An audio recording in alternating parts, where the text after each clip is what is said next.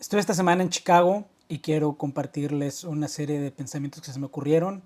Muchos van a estar basados en un texto que escribió un autor que se llama Tomás Puello, no lo conozco, pero tiene un marco analítico muy interesante para analizar ciudades, países, entidades, etcétera, en base a geografía y factor endowments, que es el approach que a mí me gusta para analizar todo este tipo de cosas.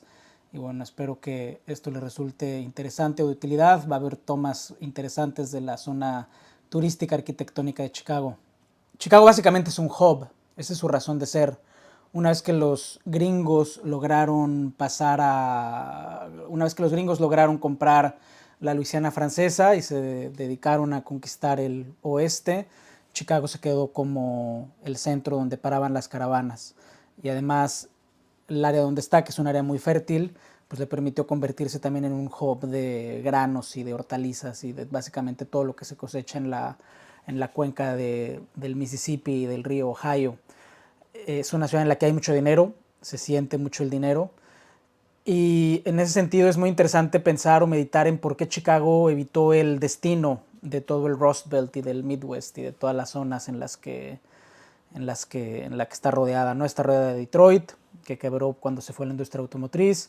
No muy lejos está Pittsburgh, que quebró cuando se fueron los acereros. No muy lejos está Cleveland, que quebró cuando se fueron los coches y los acereros. Y Chicago no. Sí tiene cierto sabor de has been, de que ya vio sus mejores días, pero se ve que hay dinero. O sea, es una ciudad en la que se siente y se ve el dinero. Y la pregunta es por qué, ¿no? Y creo que la pregunta tiene que ver con las dos cosas que ya mencionamos. Uno es el hub. Primero fue hub de caravanas de, de mulas y de caballos. Después fue hub de ferrocarriles. Todavía sigue siendo hub de ferrocarriles. Y luego fue hub de aeropuertos. Al estar en el centro de todo, pues le permite estar en el centro de Estados Unidos, le permite pues, ser un punto de entrada y de salida para esa economía que es la más grande del mundo. Eso no quiere decir que estar en el centro de todo te lleva a algo bueno en sí mismo. Hay muchos lugares que están en el centro de cosas y que nunca llegan a nada, pero en Chicago pues, supieron sacarle ventaja a esa ventaja comparativa que les dio la geografía. Es realmente una ciudad muy interesante. Es una ciudad también que representa la épica gringa, ¿no? Básicamente están situadas al lado de Michigan. El lago Michigan pues les permite orientar la ciudad al norte, al oeste, a los cuatro puntos cardinales de forma muy interesante. Uno como fotógrafo no sabe para dónde voltear o quisiera traer más ópticas de las que uno trae, pero pues al final uno no puede andar cargando lentes como si fuera cualquier cosa. Pero la épica de Chicago es cómo le han dado la vuelta a las cosas, ¿no? O sea, cuando fue necesario desviar el río para crear el canal que sale a Nueva York, pues lo hicieron, ¿no? Básicamente dinamitaron el río para darle la vuelta. Eso pues es épico independientemente de los impactos ambientales que tenga o no.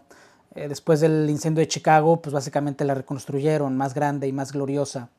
Y en ese sentido, pues por eso se volvió la capital una de las capitales arquitectónicas mundial. Y con eso vuelvo al tema de por qué Chicago evitó el destino del resto del Midwest. Chicago lo evitó por dos razones. Una, pues esta condición de hub hace que siempre haya lana, ¿no? O sea, es la ciudad de intermediarios por excelencia.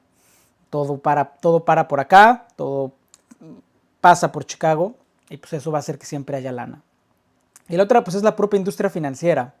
Yo estuve en Chicago por un evento de la del CFA Institute. Y la industria financiera de Chicago pues, sigue siendo muy importante. Los derivados, como los entendemos en el siglo XXI, los futuros, como los entendemos en el siglo XXI, todo el mercado, pues ahora sí que de nuevo, de derivados, de no subyacentes, hace que siempre fluya lana en Chicago, ¿no? Es la ciudad, por de nuevo, de intermediarios y de brokers por excelencia.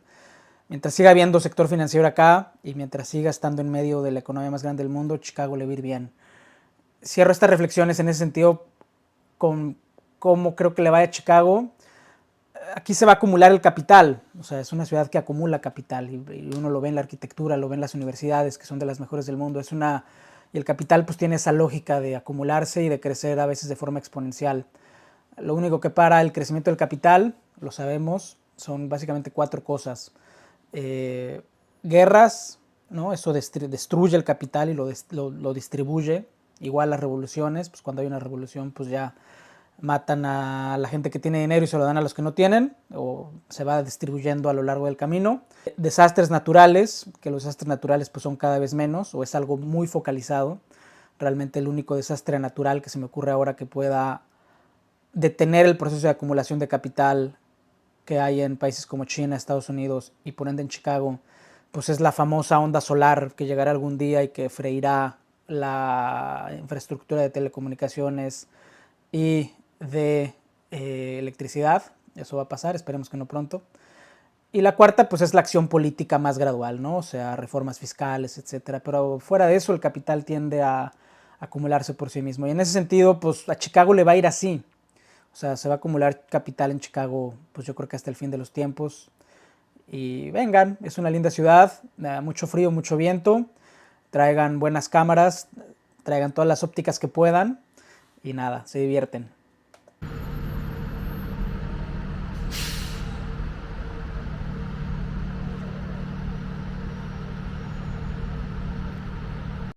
Cierro estos pensamientos sobre Chicago con la dimensión mexicana. Como es muy bien sabido, hay una colonia importante de mexicanos en Chicago y una diáspora importante de mexicanos y cada vez de más naciones hispanoamericanas en esta ciudad.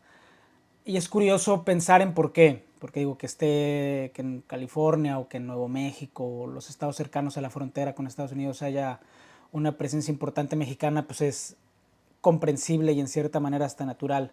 Chicago, pues no, está del otro lado y hace mucho frío. Cuando pregunté, la respuesta más interesante que me dieron y que creo que es la verídica tiene que ver con los trenes. Chicago es donde terminan los trenes y con el Tratado de Libre Comercio, pues ya básicamente la red ferroviaria mexicana y la red ferroviaria estadounidense son una. Eh, no, el famoso tren La Bestia pues va desde Tlaxcala realmente hasta Chicago. Entonces, subirse en un tren, y si sabes algo de mexicanos, si uno sabe algo de cómo pensamos los mexicanos, subirse en un tren y que te dejen en el último punto en el que termina y empezar ahí desde cero, es la respuesta más lógica y congruente que parece.